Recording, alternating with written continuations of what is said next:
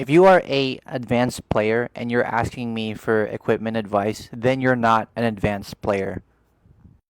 Welcome to Badminton Rants episode 5. Today we'll be talking about what actually makes an advanced player. And no, it's not what you think it is. It's not a good smash. It's not, physicality, right? It is self-awareness. So what exactly do I mean by self-awareness? So self-awareness, of course, is being aware of things going on within you, right? In the traditional sense, I mean, right? Are you self-aware that you're crying? Are you self-aware that you like these kind of foods? Are you self-aware of like what kind of people you don't like? What kind of red flags are you attracted to, right? That is self-awareness in the kind of traditional sense. When I'm talking about self-awareness in badminton, I'm talking about kind of like, I guess, knowledge of knowing what kind of player you are, right? If you claim you're an advanced player, but then you don't know what kind of racket you like, what kind of tension you should be playing at, then you're not an advanced player, right? I have not met an actually advanced player, right? Several of my coaches have been former BWF players, right? A lot of the peers I trained with at Thailand, Singapore, Korea, and even the States, right? Um, we're all very well aware of like what tension they should be playing at, constantly experimenting with grips, with different rackets, right? Just trying to find what works best for them. So these are the people that I would consider advanced players, and some of them were even like quite younger than me, right? So that's kind of what I mean by like what an advanced player is. And it doesn't have to get that granular or that detailed, right? Like some people that are a bit nerdy or a bit geeky, like me, we love getting into those deep details, right? But for an advanced player, right, they don't really need to get that deep. Like for example, my coach, right, Lokin Heen, right, he half the time doesn't even know what racket he uses, like literally, because he's sponsored by Leaning at the moment, and they're always changing up his racket on him, right? But he knows what he likes, right? He knows that he likes something with a bit of head weight. He likes 4U over 3U, right? So you want something light but head heavy, right? He likes something stiff, right? And if you can't at least tell me that bare minimum, like how can you call yourself an advanced player?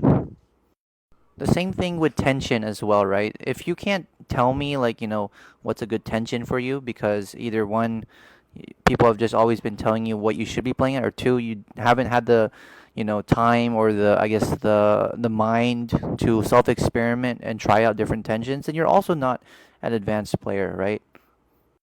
Like I feel like the words advanced and intermediate here are just thrown around way too carelessly. Like I think for intermediate players, it's okay if they don't really understand their rackets because at that time you're still kind of focusing on fundamentals and getting the correct technique. And equipment choice doesn't make that much of a difference, right? But if you're truly an advanced player, right, you're constantly playing high level. You're wanting to get to that the state finals or the barangay finals or whatever they call it here, right? Um, there's so much more to badminton than just like hitting hard, right? You have to be able to tell me and tell others as well as just like know for yourself, right? What kind of player am I? Like who are the people that I play well against? What are my weaknesses, right? There's just like a very much so much like lack of self-awareness here, and I guess yeah, that's all I really want to say. So please, when you're in my comments or in my lives asking me, what do you guys, or what, like Nigel, what do you think of this string or this racket? Or like, can you recommend me a racket for advanced player? Or can you recommend me a tension for an advanced player?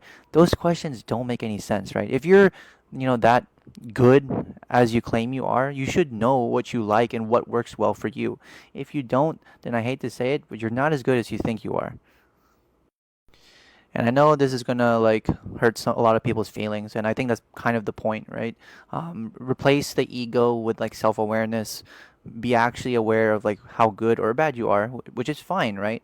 And pick stuff according to what would best suit you at that current time in your badminton journey. Like if you even watch like pro player reviews, right? Or interviews, I mean, excuse me, online when they are asked like what tension do you play at, what racket do you play at. Some of them don't even know what rackets they're using, or even what strings they're using, right? But they know at least what like kind of rackets they like, right? What kind of racket works best for them. Like everyone has a preference, and they gravitate towards those preferences so that they can play their best. So yeah, that's all I gotta say about this topic for now.